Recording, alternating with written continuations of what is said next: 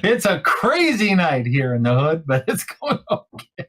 We've had great to see you though, and our audience. It's been a little while. It has been a little while. Yeah, we've. I think that's why we had so many challenges. We forgot how to do this. It's been so long. So yes, but yes. But yeah, we got Jessie Parmar. I don't be crazy pill, so that I'll be okay now. Nice. We got Jessie Parmar running the controls, so we know that things are happening good now. Thank you, brother Jesse. Oh, that Jess, if you folks out there don't know Jesse Parmar, look him up. Get a chance to meet him. The man is a juggernaut of getting stuff done. He is, exactly. So thanks for joining us. It's been quite a while since we had a show. Mostly because I was away in India for a bit. So we're going to discuss a little bit about that experience that I had. Basically, I was introduced to Ayurvedic medicine through a movie called The Natural Law, which was out in 2023 and fall of 2023. And I learned about Ayurvedic medicine and a word about the different doshas that you have. Scott, do you see, has my screen got a little goofy thing happening? It does. I'm just wondering if it's a thought bubble or what's going on. Yeah, I don't know what the heck that is. I don't know how to change it either. Whatever. So anyways, I learned about Ayurvedic medicine from the movie The Natural Law. And the person who produced the movie The Natural Law, his name is Amish Shah. And he's an Indian fellow that lived in the United States. And he was very successful financially, but then had quite a reversal on his health, that his health was getting worse and worse, and he was getting like suicidal and just like pain every day and that kind of a thing. And so he wanted to explore ways to restore his health, and that led him on a journey to India and kind of to recover his historical roots there. And then in so doing, he restored his health, and then he kind of shared a lot of information about how Ayurvedic medicine works, which has been around for like 10,000 years. And then a few months ago, he sent out a little note and said, hey, I'm going to have a Panchakarma clinic. And Panchakarma actually means 5 actions. And so it's a treatment center. And we went to the Dham Nature Cure Center in Pune. And Pune is like... What part of India is that in now? Sorry. You know what? I think it's in the southern part, but I'm not really sure. I saw very little of India. It was just like, okay, get on this plane and go here. And yeah. And so before I went to the Dham Nature Cure Center, which was a great facility, amazing food, amazing people there. Before I did that, I went to an area called Goa.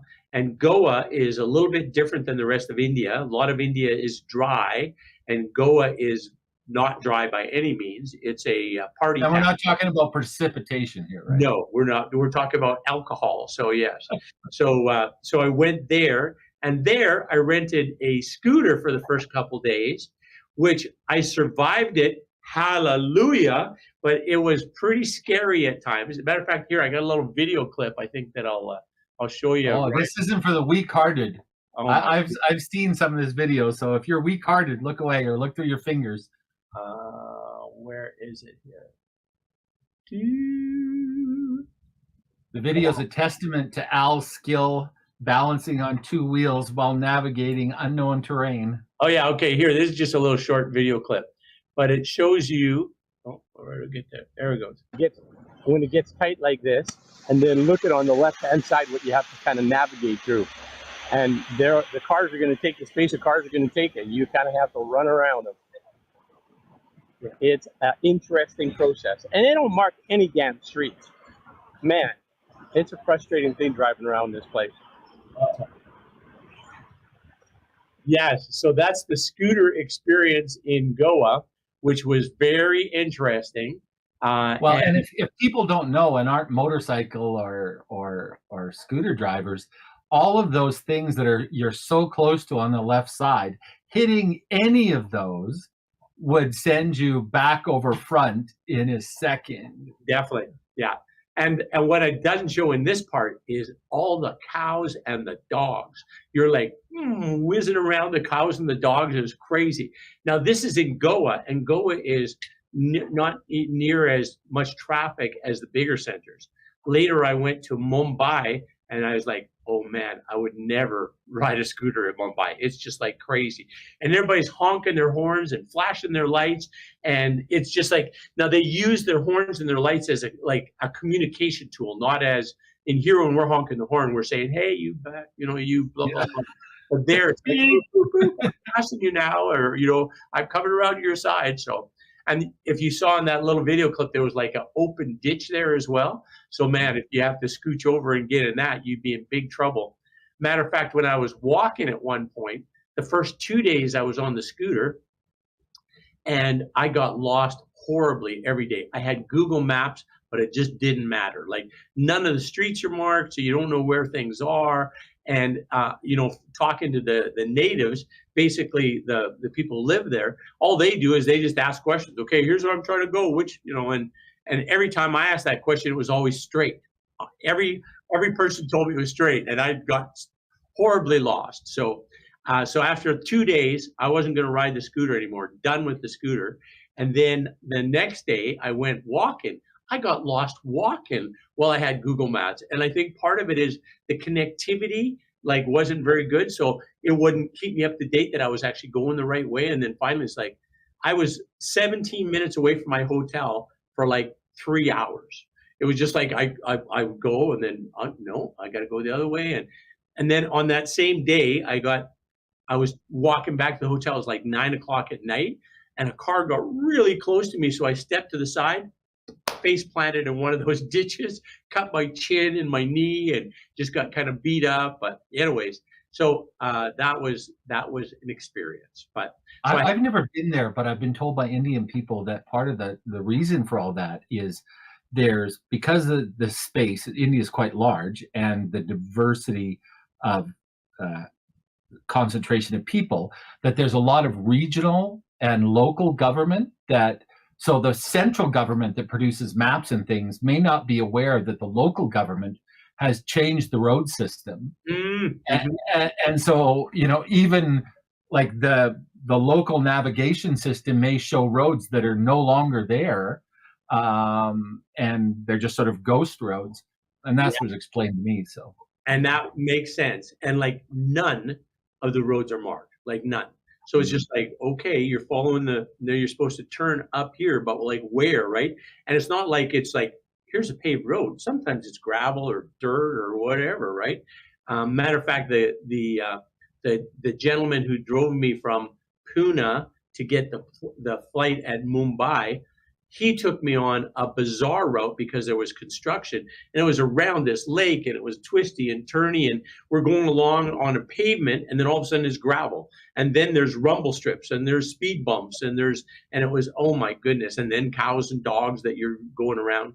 Yeah, it was quite an experience. But something you shared with me that's really interesting is the first day, and you can talk to how low the wages and everything are, is you actually left behind an envelope with quite a lot of money by Indian standards, not huge by Canadian standards, and it was returned to you, no problem. Amazingly, yeah, I had a 25,000 rupees in an envelope, and I went to get a taxi ride, and I paid 1,500 rupees for the taxi ride, and then I left this envelope of 23,500 rupees sitting at the counter and walked away from it because I was probably exhausted. This flight started at Saturday at 5:30 in the evening, and I didn't get to Goa till 7:30 on Monday morning. So it was just exhausted, and I left that envelope there. And so I rented the scooter to go back to the airport, and that was a whole adventure. I ran out of fuel and all kinds of stuff. But I finally got to the airport, and I went to the rental counter and I said, "Hey, did I leave an envelope here?" And they said no. And then they checked with the driver, and he said no, he didn't have it. And then the police, there was some police officers there, and all of them are armed. Everybody's got their rifles and their pistols on their person there. And I told them my story, and they said, "Well, we'll check with the lost and found." And sure enough, somebody had turned in 23,500 rupees. And I mean, that's like about 500 Canadian dollars is what it is, right? So it wouldn't have been horrible if I lost that. But the massage therapist, one of the massage therapists that I was talking to, he said that he gets paid 2,000 rupees a month. So that would have been like a year's salary kind of a thing, right? Yeah, and that's a skilled professional, right? I mean, So, yeah, I'm wondering how many Canadians, if you did that in Canada, would you get a year's worth of Canadian salary back in an unmarked envelope that you had no way to? I would like to think yes, but I'm not so sure that would be true. So yeah. Yeah. But amazingly, got the money back, and that was great. And then had this experience in Go, which was a lot of partying and having fun and dancing. I kind of got toxed up so that I could go to the detox at the Deham Nature Cure Center. And then at the Deham Nature Cure Center, oh my goodness, the first, I think I got there at like midnight. And then the next morning, 5:30 in the morning, my phone's ringing to wake me up to come for a cure. It's like, what? And so like, yeah, look at this. I'll show you my the treatment plan they gave me here. Where's this? Oh yeah, here it is here. Yeah. So these are the things. Wow. Yeah. So Jala, Neti, and eye wash and oil pulling, a Janu Basti, a knee pack. Most of these things, I don't know what they are now, but the Neti is like, the running the salty water through your sinuses and that. And an eye wash is just holding a little cup up and blinking your eye to do that. And oil pulling is where you put sesame oil in your mouth and you like squish it around to be able to spit out the toxins that have accumulated over the evening. One thing they didn't do that I normally do is what's called tongue scraping. You use a little scraper and scrape your tongue before you do the oil pulling. And then a lot of these are massages and yes, quite surprising was enema. I have never ever had an enema in my life. I think I had 6 while I was there, and they basically put different herbs and such in the oil, and then pump you full, and then you hold on to that for as long as you can, and then you expel it. So yeah, so that was an interesting thing. But yeah. So a lot of these treatments sound like they're to pull toxins out of your body. That there's herbs, substances, whatever that are absorbative. Yeah. That is true. Yeah, and so basically the enemas were to put good things in your body, but a lot of the other things were to take toxins out of your body. So they had different massages and different like where they really use a lot of heat and a lot of oil and a lot of massages. I had a couple of massages that were like 4 hands, like 2 people massaging you at the same time. Wow. And then they had like scrubbers and different things, and I had a mud bath where you go and have Yeah. How did you find that? Like I'm a little freaked out by that. The only mud bath I've ever got was sitting on a tractor and working in the field. So yeah, it was it was fine. It was just basically you go and they gave you these little, like, there were, what would you call it? Like really, really thin little kind of underwear sort of thingies. Yeah. And then just pack you up, put mud all over you kind of a thing. And then you waited until it dried, and then you showered it all off. So yeah.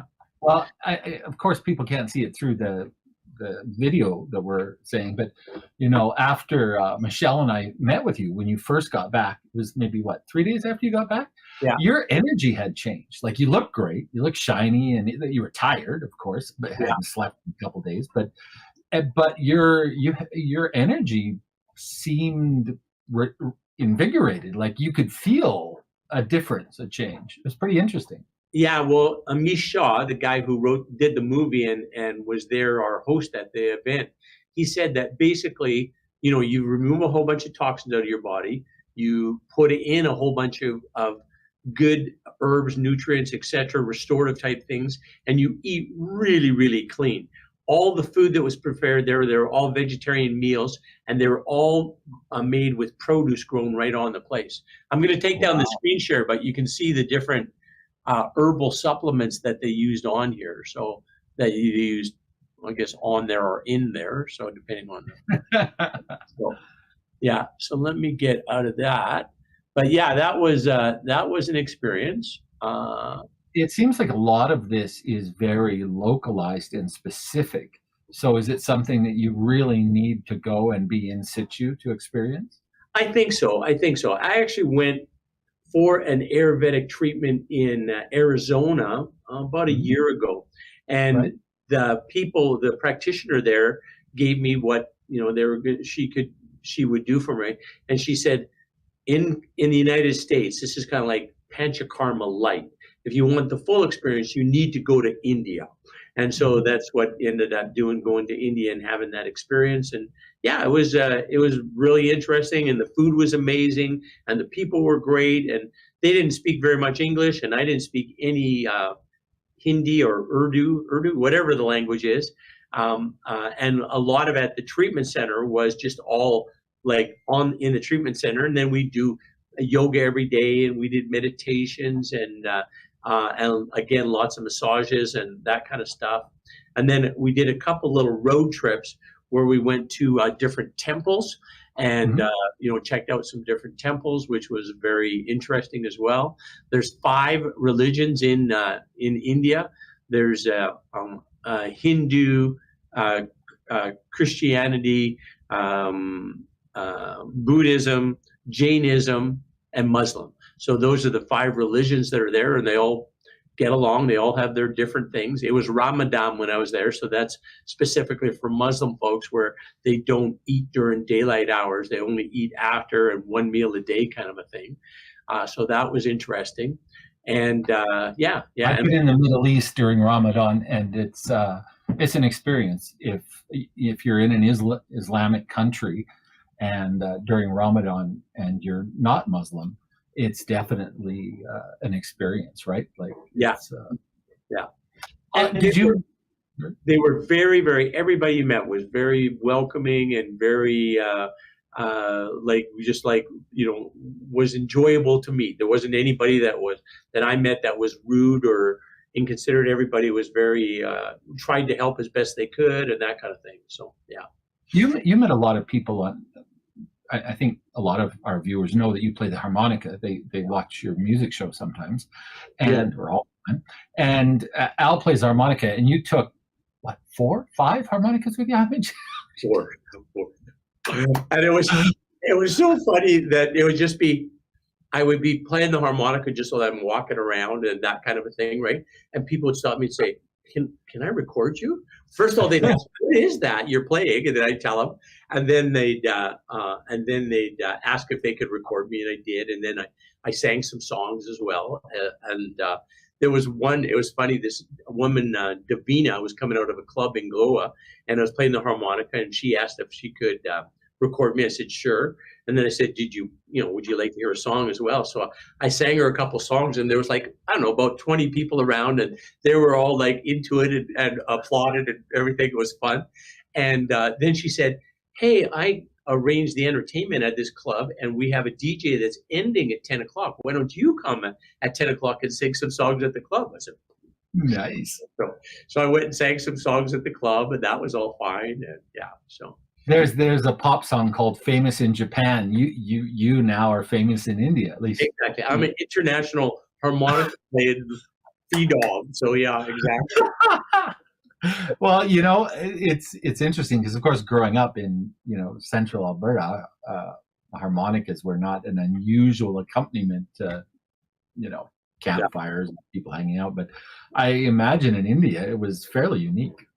I guess so. But like a lot of people would ask me what it was about, like what is that kind of thing. It was funny when I was waiting for the plane in Mumbai. Yeah, in Mumbai, I got there like way early. I got there like midnight. My flight is until 6 o'clock, and they wouldn't get until 3. So I just slept on the floor for a couple hours. About an hour and a half.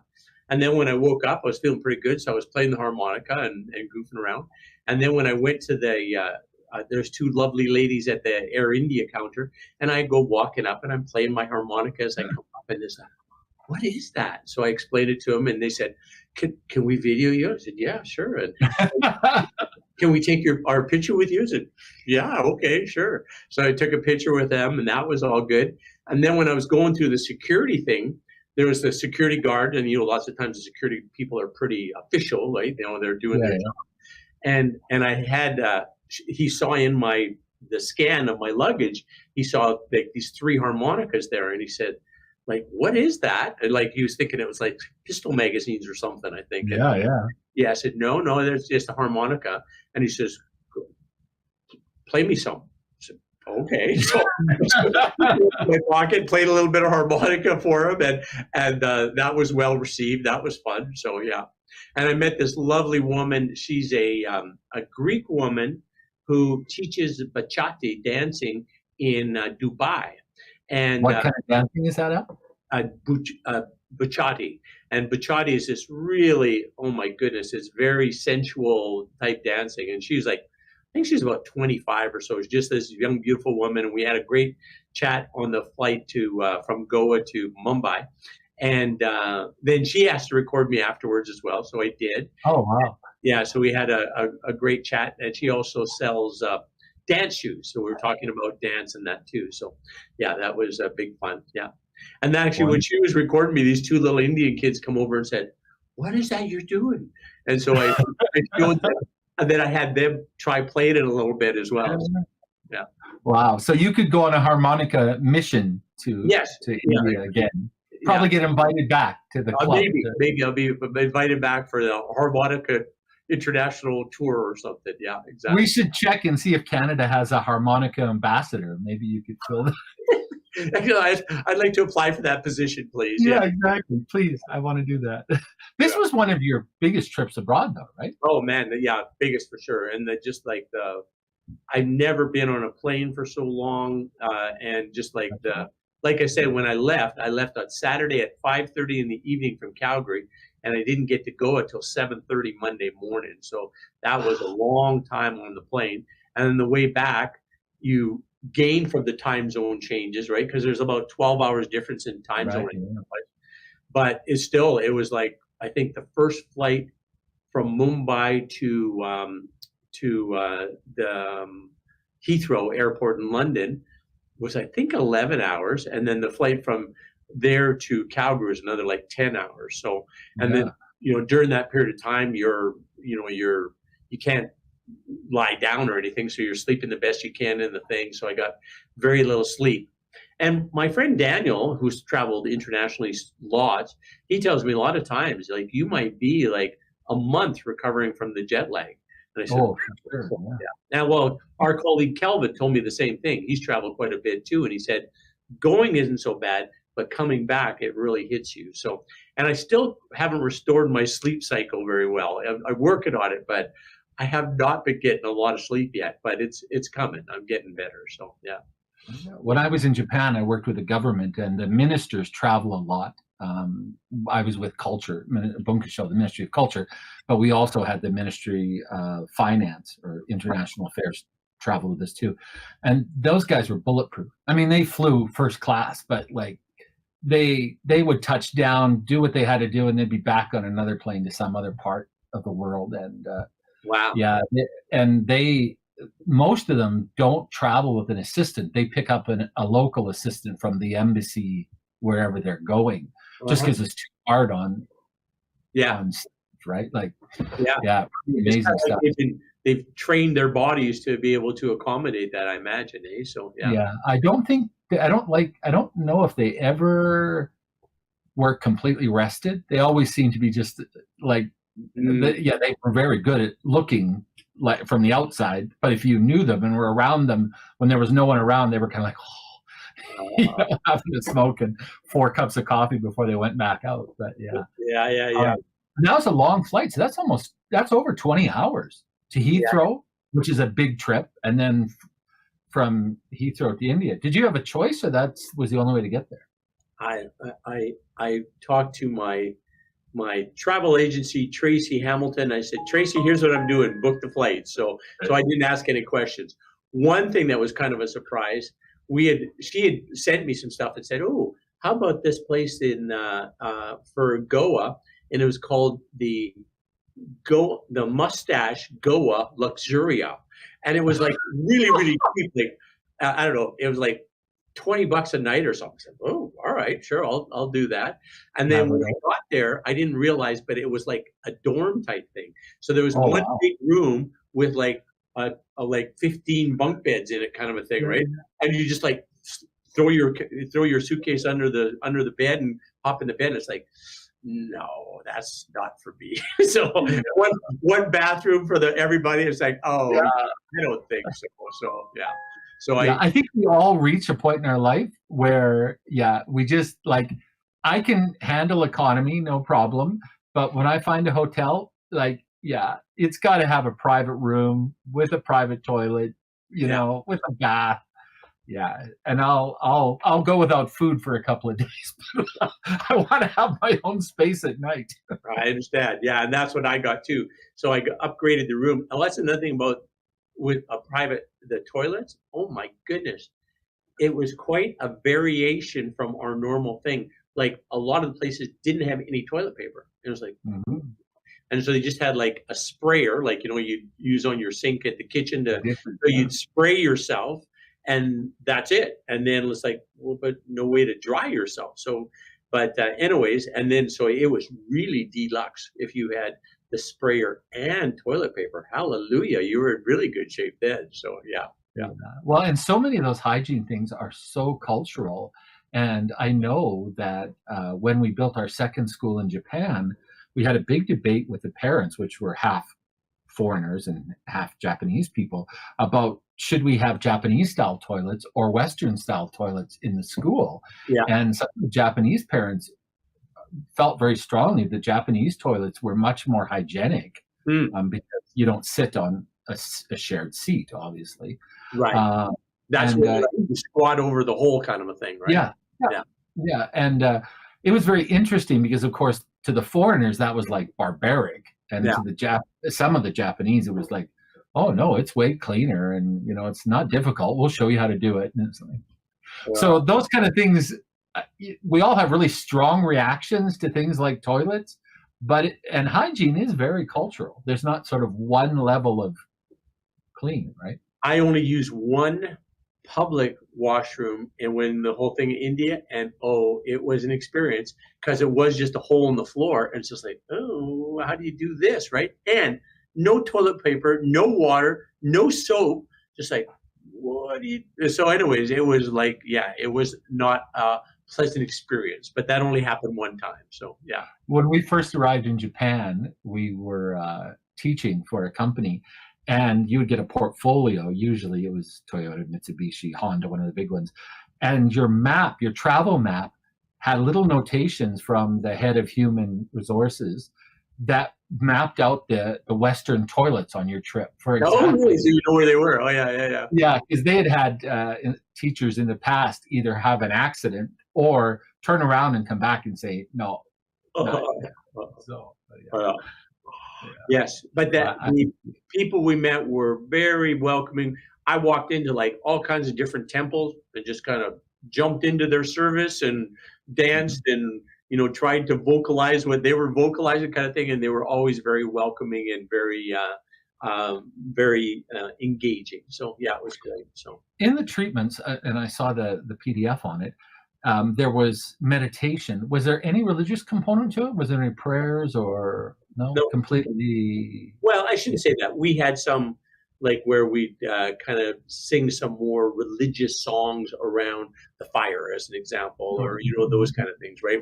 We had some of our our leaders who were, have like some religious chants that they would use, which was good. So I've also now really changed up my morning routine to expand. I already had a pretty good routine in the morning, but now, oh my goodness, it's all next level kind of a thing. So, and actually every day since I've been back, I've just been refining it just a little bit more, right? And so I'm really excited to see what the payoff will be in terms of my energy and in terms of my, my health and longevity that it'll produce for me. So yeah, and I learned a whole bunch of new songs as well. So I got a playlist for the morning that's on songs that I've heard, kind of a thing. So yeah. But you had kind of an ongoing relationship with many DJs, right? Like you sent some videos back, and you, like half of them you're talking to a DJ, and one of them was like a very esoteric discussion of beats per minute and like. Yes. Yeah, it was, his name was 17.5. This DJ's name was 17.5. And so he was telling me all about it. I said, hey, do you mind if I record you? So I put it on Facebook, and he was telling me about, there's different music styles, and most of it had to do with the beats per minute kind of a thing, right? And I said, I met I think 6 DJs while I was there. Wow. And that 17.5, I said, hey, there must be like 1,000 DJs in India. She says, oh, there's 1,000 DJs every street. Like everybody does it, right? And they all make up their own music and mix it themselves and change the beats per minute on it. And yeah. Is music a big part of the culture there? When you're out and about and wandering around, do you hear a lot of music out of the stores and shops and homes and things? No, not really. It was more in Goa. Whereas Goa is a party town kind of thing. The clubs would engage DJs in the clubs all the time, right?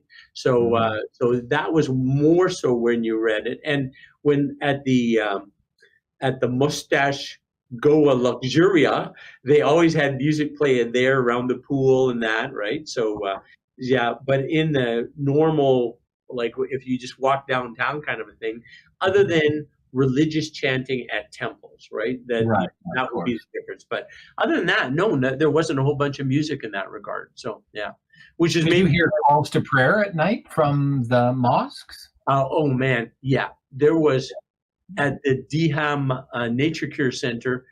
There was, I don't know, probably it was about 2 kilometers away. There was a temple, and where they had Ganesh and all the a bunch of different Indian deities. And they would start like 5:30 in the morning. They would just like get up, get on the microphone, and start singing and playing. And so we went there for a little tour and had a great visit with them, and danced around there and had the dot on her forehead and all those kind of good things. And yeah, it was very interesting. There was a couple times it was like, there was you could enter this like shrine for one of the Indian Hindu gods kind of a thing. But if you were a woman, you couldn't. If you were a man, you could, right? But then there was another one on the Jainism, which is super, super respectful and compassionate of all life. They had these little like white face masks over their mouth. And I was like, why? What's that for, right? I thought maybe it's like prevent disease from spreading, that like a COVID type thing. But it was actually to prevent them from accidentally ingesting a bug and killing the bug inadvertently by okay, so you put the mask on so that's not going to happen, right? So, all right. So, yeah. Jainism is a very interesting religion. Yeah, and it's like matriarchal, right? Yeah, so, yeah. There was a woman there that was in there that I think she was like 85 or something like that. Wow. And then she had decided she was ready to die. So she just stopped drinking and eating. So, and they were kind of every day you'd go we went the one day, but her followers would come every day and like pray with her and encourage her, because she had felt that she had passed on, I guess, all of her knowledge to her proteges, right? So that they could be the leaders now, and that her, she was no longer needed to be here, kind of a thing, right? But it had been like, I was surprised she's still alive. Like, she's a frail, petite little woman, and hadn't eaten or drinking any water for like 8 days or something. It's just like, I didn't think that was possible to do, but she was still pulling it off. I'm sure she's passed by now, but yeah. There's some traditions like that. I know that in parts of Asia, there's monks that go through that, and they drink a poisonous resin, actually, that helps preserve their bodies, and in theory helps with some of the pain of starving and dehydrating to death. But often they'll go into like a cave and get sealed in, and then 400 years later, somebody will open the cave and there'll be these incredibly preserved mummies. One of the nicknames is, living mummies is sort of a translation of it, but it's part of this resin that they drink and that helps preserve this, basically living embalming. Yeah. But, so it's interesting that you experience someone going through that in India, basically. For our viewers, don't try that at home, embalming. No, please. Yeah. That's an interesting take, though, that, that you have that willpower and freedom to, say, I've done what I need to do here, and I want to move on. And yeah. So it's very interesting. I took a whole bunch of, I just before I left, I bought these Meta Ray-Ban glasses that have a one, you can play music through them, and it doesn't go right in your ear, it's around your ear, but you can record video, and it's just, hey Meta, start recording, and then it just records video, or hey Meta, take a picture, it snaps a picture. So I was taking a lot of it. That's where that footage on the scooter came from, and it was really clear. Yeah, it was pretty good quality, actually. So I think I had some challenges there, but I think it was because of the connectivity that I had a India cell phone, and I don't think their coverage was very good. Yeah, so it was causing some challenges that way. So yeah. I think India is bigger than most people think it is. I mean, once you're there, it's huge. It's huge. Yeah, I saw a very, very tiny little bit of India. And man, I mean, you'd probably need like a couple months just to kind of tour around there to see the whole place. It's huge, right? So, yeah. Now, I know that Indian friends I have often say, like we say in Canada, somebody will meet us and they'll say, "Oh, I have a friend in Montreal. Do you know them?" Yeah. Indian friends have said, "Oh, somebody will come up and say, oh, I have family or a distant cousin in Mumbai. Do you know them?" And they're like, "Yeah, no, never been there. I live like way on the other side of the country." Yeah, exactly. What was the topography like? Is it mountainous or was it flat? Or where I was, there was a little bit of hills, and they burn all the time. They're burning stuff, like burning. And I was asking one of my naturopath doctors there, naturopath she was in the process of getting her Ayurvedic certification, but she was a naturopathic doctor. And I said, "Why are they always burning stuff?"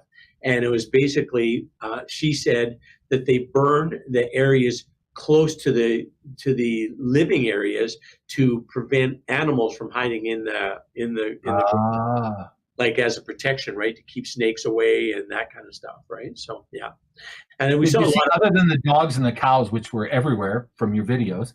Did you see other animals? Some monkeys, yeah, saw some monkeys, and some just out in the wild. I was on my scooter there one time, and a monkey comes scooching out on the road and then goes back into the. And I was like, oh, okay. So, and then monkeys, there was some that were at a down in the shops downtown in the shopping area, and there was like, I don't know, about 10 of them in kind of a little enclosure, but the enclosure didn't keep them in. They could easily go wherever they wanted to go, but I guess they were just happy to be there and get fed and hang out there. So yeah. We think of monkeys as being pretty cute, but they can be very aggressive, and they are carnivorous. I mean, they will and can kill and eat meat. Yeah. I was watching on one of the Air India flights. I was watching this movie, and it was about somebody who it was supposed to be a comedy, and I did not see the humor in it but basically there was a guy who was hired as I guess they do to scare the monkeys away, right? That you go and because otherwise they damage stuff and cause all kinds of mayhem, right? And so, but he wasn't very good at his job of scaring the monkeys away. They would look at him and he would like freak out, kind of a thing, right? And I watched about half of it, and then I can't remember what happened. I fell asleep or something, but yeah. So yeah, Wow. yeah. I watched a movie in that, on how many movies? I don't know. I must have watched like 10 movies, right? More than I've watched in like 5 years, right? So Yeah. One really cute movie was, oh, wait a minute, are we trying to keep this to 30 minutes? Because we're way past. Yeah. Oh yeah, we're blown by that. All right. One movie that I liked was 102 and Not Out. And it was so interesting. There's this 102-year-old man, and he has decided that he wants to beat the oldest man alive record. And there was a guy from Korea who had been this really vibrant guy who lived to be like 116. So he is going to do this. But he says, the problem is my son who's 75, is this really dour, really down guy, and just like really fearful about his health. He'd go see the doctor every day. He didn't do anything enjoyable and fun because it would be too scary, right? He just was very what would you say? Very conservative and not really having any fun, just surviving, right? He wouldn't go to Goa. No, he wasn't going to take any risks. So the father, the 102-year-old, tells the son, listen, you're going to prevent me from making this because it's important that I be around people who are vibrant and alive. So I'm going to put you in an old folks home. You're going to put the 75-year-old in an old folks home. It's just like, so instead, the 75-year-old doesn't want to do this. So then he makes a whole bunch of tasks that he has to do so that he doesn't have to go to the old folks home. And the tasks are all like things that restore his vibrancy for life, right? That restore him in kind of being more engaged in life. It was a very cute show. I cried. I liked, it was a What country is it from, the movie? It was based in India. Yeah, it was in India. Yeah, and I think it was all from Pune, I think it was, if I recall correctly. So Oh wow. Yeah, well, they have a very active movie industry, right? Oh yeah, tons of movies there. Yeah, exactly. Yeah. So your assessment, I have heard people say that they enjoy going to India, but they never go back again. Just poverty, issues with begging, and they didn't feel safe and those kind of things. I've heard people say exactly the opposite. Favorite country, can't wait to go back. What's your take on that? I would have no problem going back. I mean, the poverty is huge, no question, and it's huge disparity between wealthy and poor, right? When you go to Mumbai, man, we're leaving the Mumbai airport and it's a beautiful, beautiful airport. It's like really exceptionally designed. It's incredible. And then when you're leaving, it's like 4 lanes and palm trees and it's beautiful. Wow. Right? And you get like 2 blocks out and it's just like dirt poor, concrete little things with tin roofs and people are living, this is how they live, right? And just like, oh my goodness. It's just like, it was like very, very huge poverty. But I don't think I had one person begging. Like, wow. It was like maybe one, but it wasn't a common thing. So yeah. That's really interesting. Maybe it's changed. I haven't talked to anyone who's been there in the last maybe 10 years. It was quite popular destination for a while, and then I think with COVID and everything, it kind of, Did you find a lot of tourists there when you were there? Oh yeah, lots. In Goa, they were all over the place. I mean, I met a Russian woman who lives in Italy and was vacationing in Goa. One thing that really surprised me, there was a group of women, there was 4 of them that were lawyers, and all of them grew up in the same community, like all of them went to school together. All of them graduated as lawyers, and then they're all now vacationing together, right? And then right across the pool from them was a group of 6 guys that all grew up in a community outside of Pune. And same thing, they grew up as childhood friends. They're still together. They're still vacation together. And one thing that really surprised me was how they how they were so respectful. Like you've heard of arranged marriages and that, right? Yes. And you think, oh, that's, that's unreasonable and that's unfair and that's, that's not the way it should be. But they were so respectful of their parents trying to do the right thing for them and get them the right mate. So they would just be their parents would check out who would be the woman that they should marry, and they'd research why that would be a good thing, and they'd tell their son or their daughter that this is who you should marry, and they would say okay, and they would marry that person, right? And so it was very interesting how respectful and trusting the kids were of their parents and how much they valued the parents' advice and opinions, right? So, yeah. Well, again, that's kind of cultural. Like, we think that arranged marriages are bad. Yeah. How could anyone do that? But out of all the people I know that have had arranged marriages, and actually, I guess because I traveled a lot, quite a few, very few of them are unhappy. I mean, they're not necessarily all in love, no, but given our divorce rate in North America, I would suggest that even choosing your own marriage partner doesn't necessarily result in marital bliss. That's a fact. Yeah, exactly. Yeah. I'm going to tell you this. It was such an experience for me when I was leaving the Deham Culture Nature Cure Center. It was like about 9 o'clock at night, and my taxi guy was coming to pick me up. So I got some little envelopes that I, put, if I have 500 rupees or 1,000 rupees, depending on the person that I'd interaction with, and I was passing out these envelopes as tips to the people there, right? And then when I went back into the dining room, it happened to be the meal was served, and the meals were amazing. I think my stomach got upset probably because I was just eating too much. Like, the food was so good, and they had a couple little Ayurvedic cooking lessons they did. So the food was amazing. And so I went into the dining room. I wasn't eating because my stomach was a little off that day. And then they said, "Oh, Allan, before you go, sing us a song." So, I sang a song, and it was all great. And then when we had been in the shopping area before, and they had a lot of flower petals, so they pelted me with flower petals.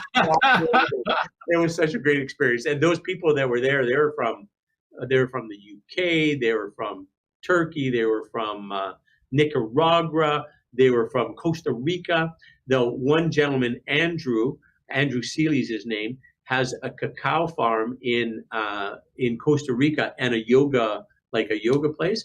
Amazing, right? Like, incredible. And the Amish Shah, the person who did the natural law and kind of was our host for this Panchakarma experience, he has like a place in Mexico that he's developing out that is going to be a treatment center there as well. Like, Deham Nature Cure was basically a facility that he contracted with, and it was beautiful. It was really nice, and the people there were great, and yeah, it was a lovely experience. So yeah. What a wonderful thing. And I think at the end of the day, and is that everywhere I've been, and it sounds like your experience in India is, we're pretty much all the same. We just want to be, allowed to do what makes us happy and take care of the people we love, and, go through our daily life without unnecessary conflict or hardship, and we shoulder what we have to. And if we open ourselves up, we can rejoice in that commonality between human experience, I think. Agreed. Yeah, agreed. I mean, everyone wants the same things. They want health, hope, and happiness, right, Scott? That's what they, Hey, man, what a great way to close out the show. That's so true, right? And you had health, hope, and happiness because of the trip. I did. Yes, I did. And according to Amish, he says he's been at other Panchakarmas, and he says that that basically the residual effects of it will be positive for up to a good 3 months, so that my health should just get better and better, and my energy just get better and better for the next 30, 60, 90 days kind of a thing, right? So if you can get back into that sleep cycle. Yes, I'm going to get there. I'm sure I'm going to get there. It's been a little bit of a challenge, but surprisingly, even with a little bit of sleep, I've been doing really well. Today, I had a cup of coffee because I think last night, and this has nothing to do with the sleep cycle. This was my daughter and my wife keeping me awake, playing cards and dancing last night. So so I didn't get much sleep because of them. They were a bad influence. Shout out to Caitlin, your daughter, Yes. who's up from the US. She gave a talk today on neuro. It's some brain stuff that's beyond my pronunciation, obviously. And it was all about. She's kind of a world-class biologist, and she does a lot of research with her. Her presentation was on birds and mice and fish, and it was basically a lot to do with their ability to reproduce, and they're doing a lot of tracking in their brains, kind of a thing, in terms of what. Yeah, so it was a really interesting talk that she did. Yeah, it was great. She's a smart woman. Yeah. Amazing. Well, Yes. buddy, it's so great to have you back. Are we going to be back next week at our usual time? I think we should. Let's get back in the groove here, okay? Yeah. People have been wondering where we are, and now that we're back, and Jessie so kindly has facilitated us sharing our experiences with the folks, let's rock and roll. Sounds good. Well, take us home there, Scott. So glad to be back, everyone. Thanks for welcoming us into your computers, your cars, however you're joining in with us. From my very good friend and a recent returnee of an amazing trip to India, Allan Friesen, and myself, Scott Sweetman. Have an amazing week, and we'll see you next Thursday. Get a Matson. Talk to you again. Thanks, everyone.